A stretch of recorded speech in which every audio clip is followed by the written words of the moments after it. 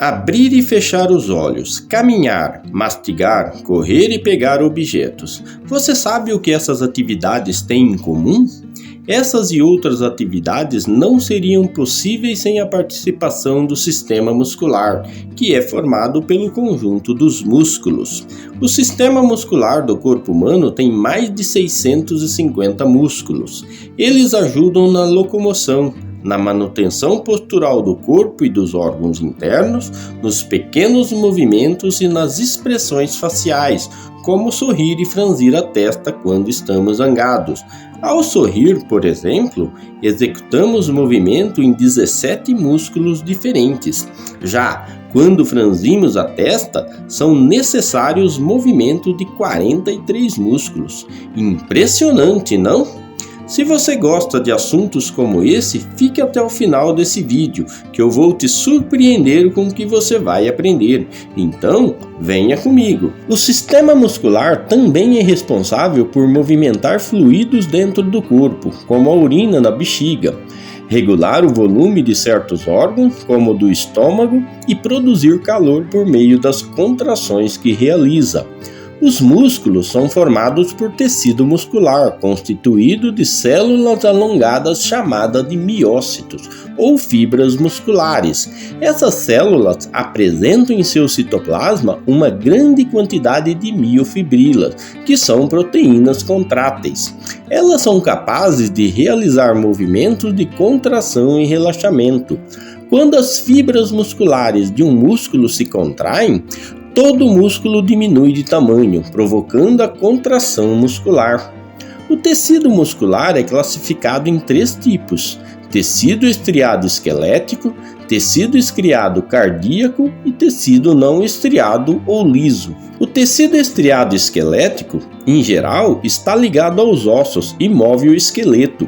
Suas células são constituídas de estrias ou divisões transversais que, quando observadas em microscópio, parecem faixas claras e escuras alternadas. As contrações desses músculos são rápidas e voluntárias e estão presas aos tendões. Como exemplo, temos os músculos das pernas e dos braços.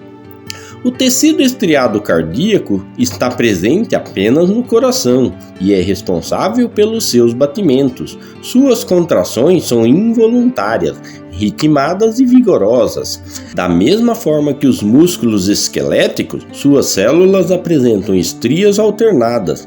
São responsáveis pelo bombeamento do sangue para os pulmões e para o corpo. Já no tecido não estriado ou liso, as células não possuem estrias, são involuntárias e seus movimentos são lentos. Os músculos lisos promovem movimentos como o aumento ou a diminuição do volume da bexiga, a abertura e o fechamento das pupilas, controlam o diâmetro dos vasos sanguíneos, regulando o fluxo de sangue que passa por eles e faz parte de todos os órgãos internos. Mas qual é o mecanismo dos movimentos do corpo? O movimento depende da interação entre o esqueleto, as articulações, os músculos estriados esqueléticos e o sistema nervoso. Esses movimentos podem ser de 2 tipos, voluntários ou involuntários. Os movimentos voluntários são aqueles que podemos controlar conscientemente, como levantar os braços e andar. Eles são realizados pelos músculos estriados esqueléticos. Já os movimentos involuntários são os movimentos que não podemos controlar, como os batimentos do coração, realizados pelo músculo estriado cardíaco, e as contrações do estômago, que são realizadas pelos músculos não estriados ou lisos. Os músculos têm 2 propriedades que os categorizam: contratilidade e elasticidade. A contratilidade é a propriedade que permite ao músculo se contrair para gerar movimento. Quando um músculo se contrai, torna-se mais curto e, ao relaxar, alonga-se novamente. Elasticidade é a propriedade de um músculo se distender e voltar ao tamanho anterior quando a pressão que o fez contrair é cessada. Enquanto um músculo se contrai, o outro relaxa e vice-versa. Como os músculos só podem puxar, Para que ocorram os movimentos musculares, é necessário um par de músculos trabalhando sempre em conjunto. Enquanto um deles puxa em um sentido, o outro faz a mesma coisa no sentido contrário. Nem sempre a contração dos músculos é suficiente para gerar movimento. A maioria dos movimentos requer a ação de músculos que estão fixados nos ossos por meio de tendões. Um dos ossos será um apoio relativamente fixo ao músculo, enquanto o outro vai se mover em resposta à contração muscular.